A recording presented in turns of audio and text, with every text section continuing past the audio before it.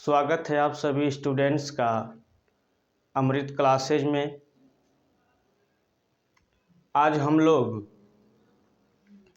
Demonstrative pronoun और demonstrative adjective दोनों को पढ़ेंगे।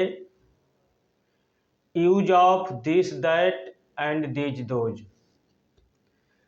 दिस का प्रयोग, दैट का प्रयोग और दीज दोज का प्रयोग आज हम लोग पढ़ेंगे।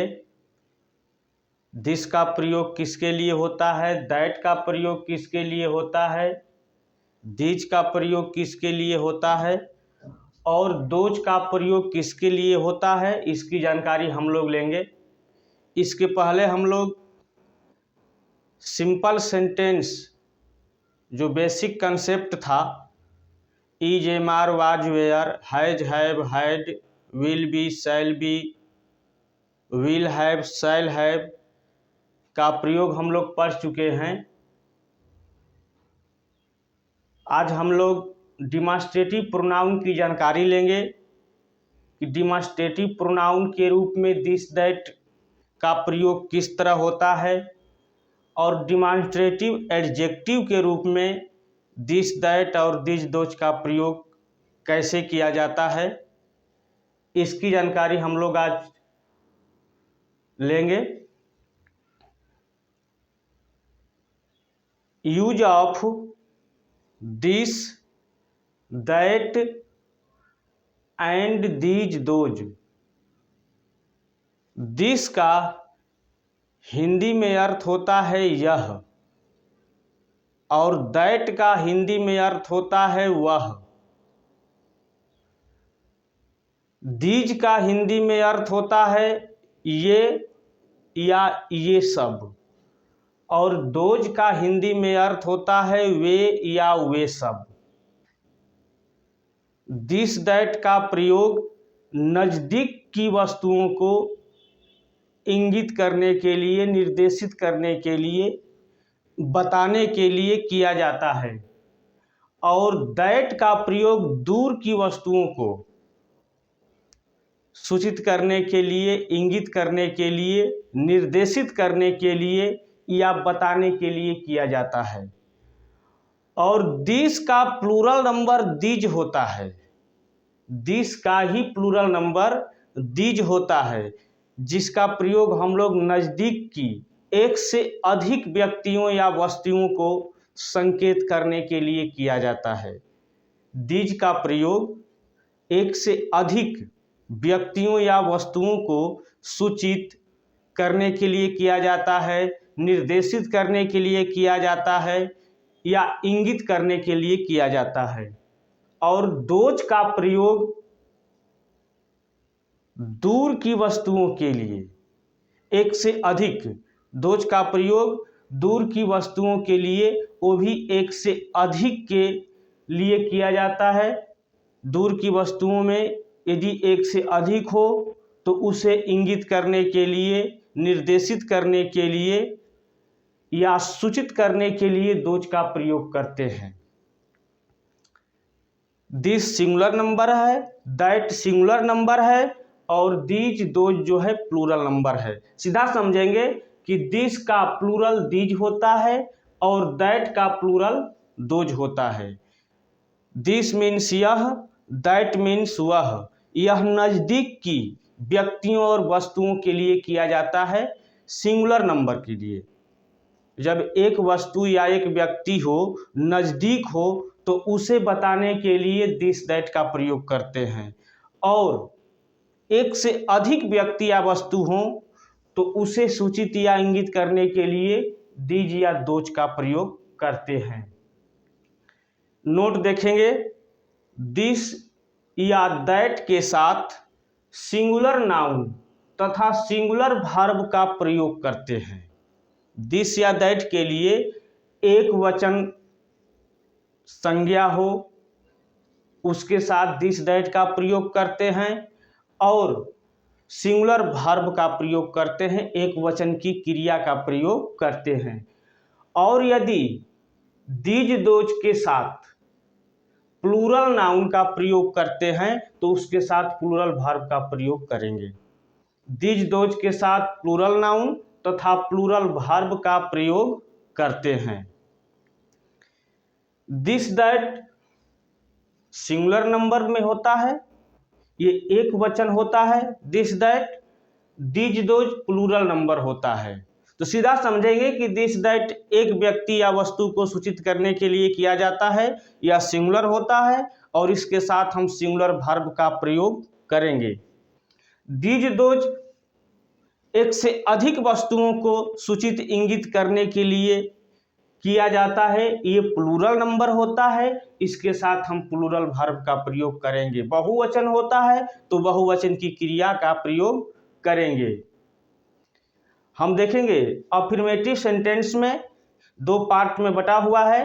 अफर्मेटिव सेंटेंस डिमॉन्स्ट्रेटिव प्रोनाउन और affirmative sentence demonstrative adjective. Demonstrative pronoun का मतलब होता है संकेतवाचक सर्वनाम। डिमॉन्स्ट्रेटिव मीन्स होता है संकेतवाचक और प्रोनाउन मीन्स होता है सर्वनाम। डिमॉन्स्ट्रेटिव प्रोनाउन संकेतवाचक सर्वनाम। डिमॉन्स्ट्रेटिव एडजेक्टिव का मतलब होता है संकेतवाचक विशेषण। डिमॉन्स्ट्रेटिव एडजेक्टिव संकेतवाचक विशेषण। अब ध्यान देंगे कि कब डिमॉन्स्ट्रेटिव प्रोनाउन होता है दिस दैट दीज दोज और कब डिमॉन्स्ट्रेटिव एडजेक्टिव होता है।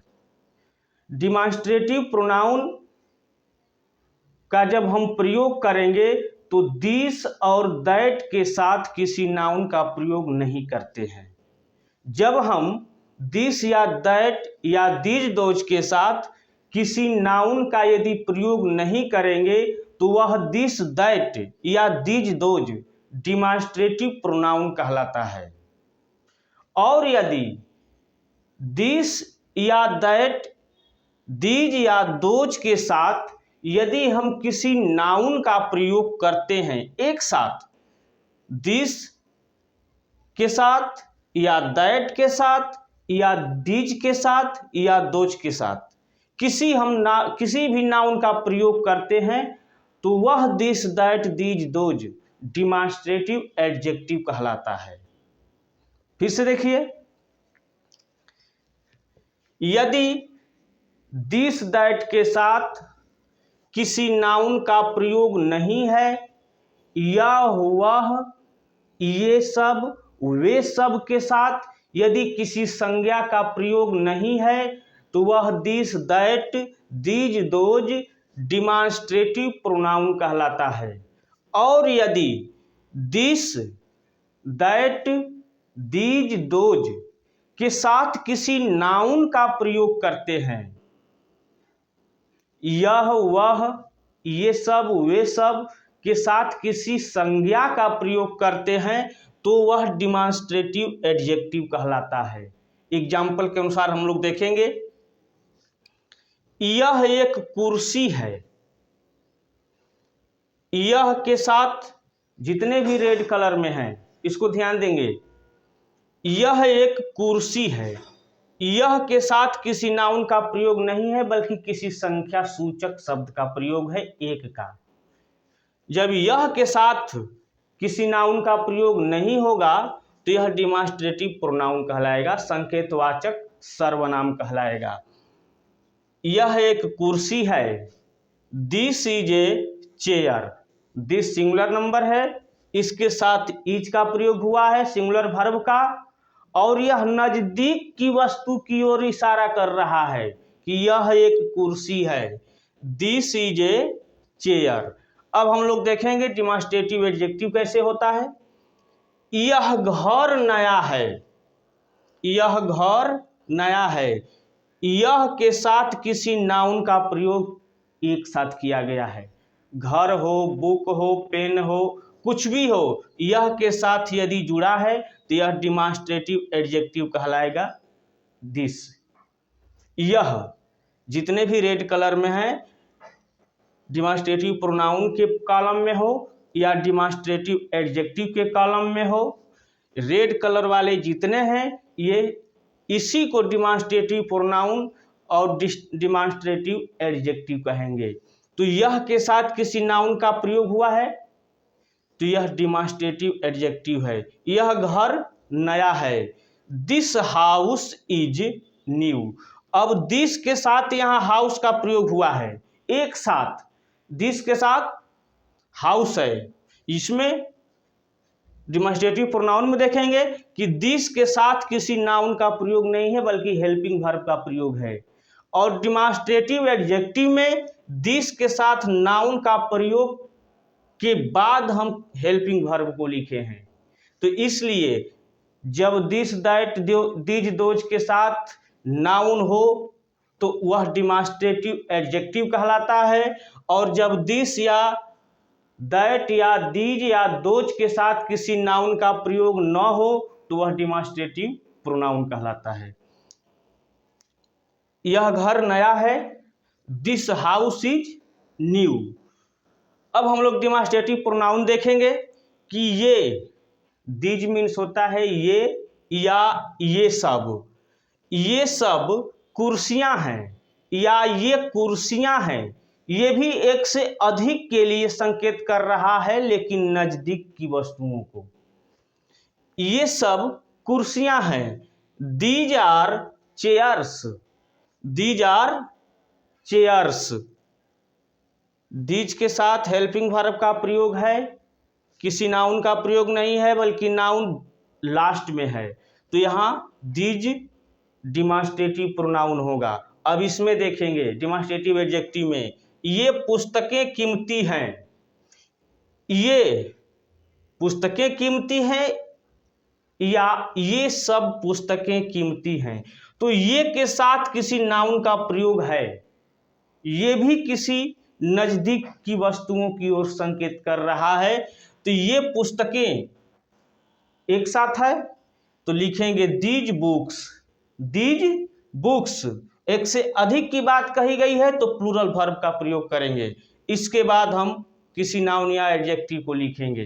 तो these books are costly, these books are costly. हमेशा ध्यान देंगे कि दीज या दिस के साथ यदि नाउन है तो वह डिमॉन्स्ट्रेटिव एडजेक्टिव कहलाएगा। कौन कहलाएगा? नाउन नहीं कहलाएगा। दिस दैट दीज दोज कहलाता है या डिमॉन्स्ट्रेटिव एडजेक्टिव कहेंगे।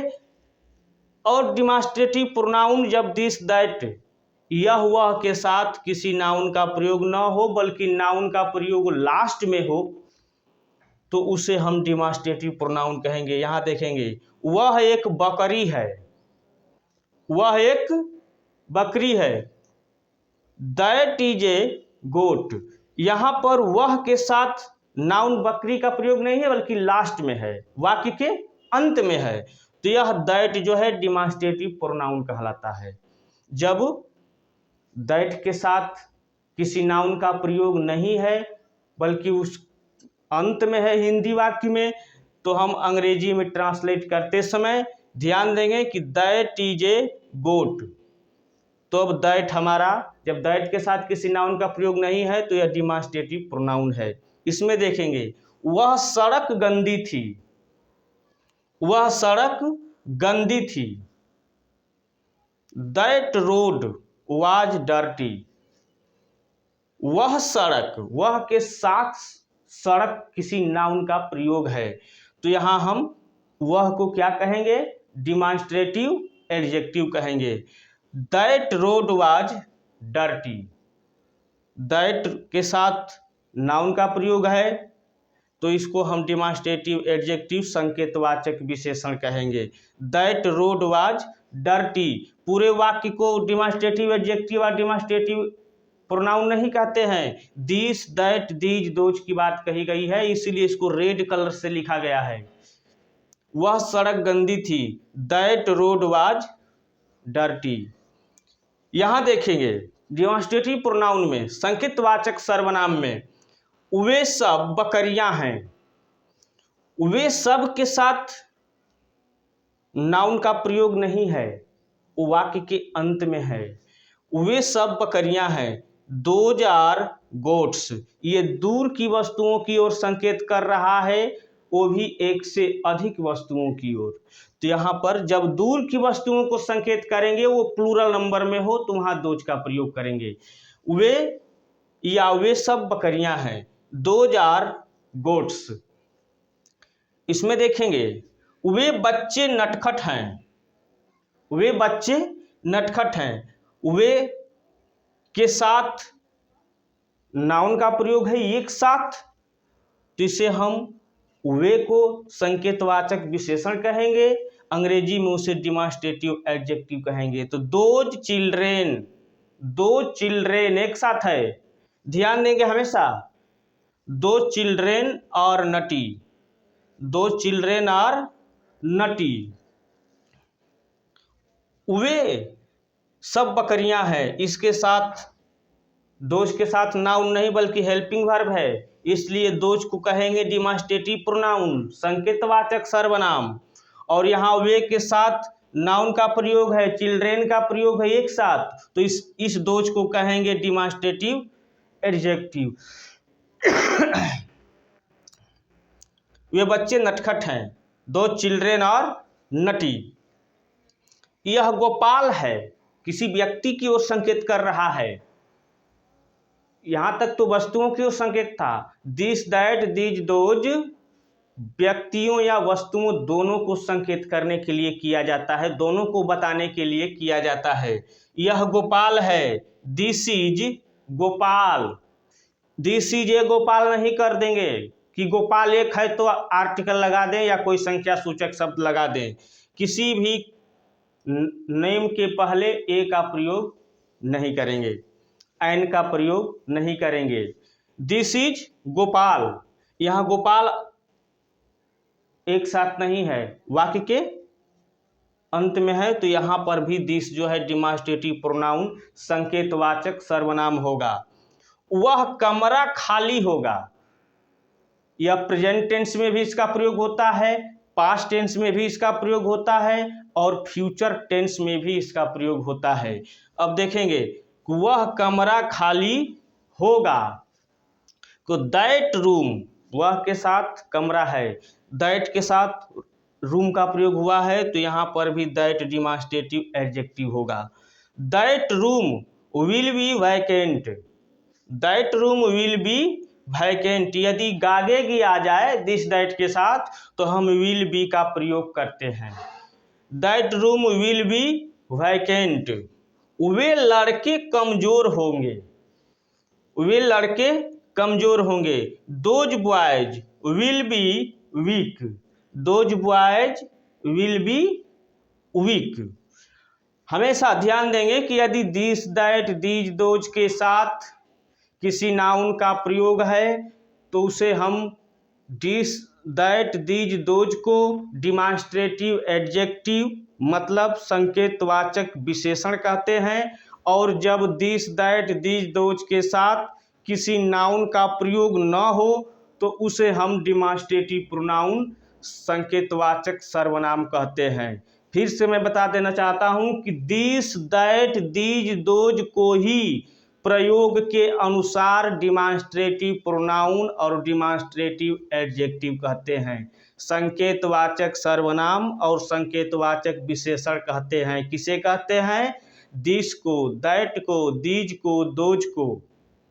इतना बताने के बाद भी आप लोग भूल जाते हैं, फोन आने लगता है कि सर पुनः उस वीडियो को बताइए, समझ में नहीं आ रहा है। तो ध्यान से देखिए कि ये जितने रेड कलर में लिखे गए हैं उसे ही हम डिमॉन्स्ट्रेटिव प्रोनाउन कहेंगे और उसे ही हम डिमॉन्स्ट्रेटिव एडजेक्टिव कहेंगे प्रयोग के अनुसार। प्रयोग के अनुसार का मतलब दिस दैट के साथ किसी नाउन का प्रयोग नहीं है तो उसे डिमॉन्स्ट्रेटिव प्रोनाउन कहते हैं, और दिस दैट के साथ किसी नाउन का प्रयोग है तो उसे डिमॉन्स्ट्रेटिव एडजेक्टिव कहते हैं। इतना ध्यान देंगे। और मोबाइल खोलिए तो पढ़िए, मोबाइल खोलने का मतलब, नेट भरवाने का मतलब कि पढ़ाई कीजिए। कितने लड़के हैं गेम खेलने लगते हैं, कितने मोबाइल लेंगे तो गाना सुनेंगे, फिल्म देखेंगे, पहले देखते थे दाग द फायर, अब एक ठो फायर आ गया फ्री फायर। तो दाग द फायर से दिल का दीवाना हुए लड़के, पढ़ने वाले लड़के, और फ्री फायर से दिमाग से दीवाना हो गए, मेंटली फ्री, मानसिक स्वतंत्रता मिल गई। और उसमें मानसिक स्वतंत्रता ऐसी मिली कि फ्री फायर खेलते खेलते छात्रों का दिमाग अब फ्री हो गया। तो इसको ध्यान देना है कि दिमाग को फ्री नहीं करना है, नहीं तो रात में भी वो सोते समय खेलते रहते हैं, धर धर धर धर, पकड़ पकड़ पकड़ पकड़, मार मार मार मार, ये सब कहते हैं। तो उसको कहते हैं लोग कि फ्री फायर खेल रहा है। आप लोग ध्यान देंगे इसको, और लाइक कीजिए, सब्सक्राइब कीजिए, अपने दोस्तों में शेयर कीजिए। फिर मिलते हैं अगले वीडियो में।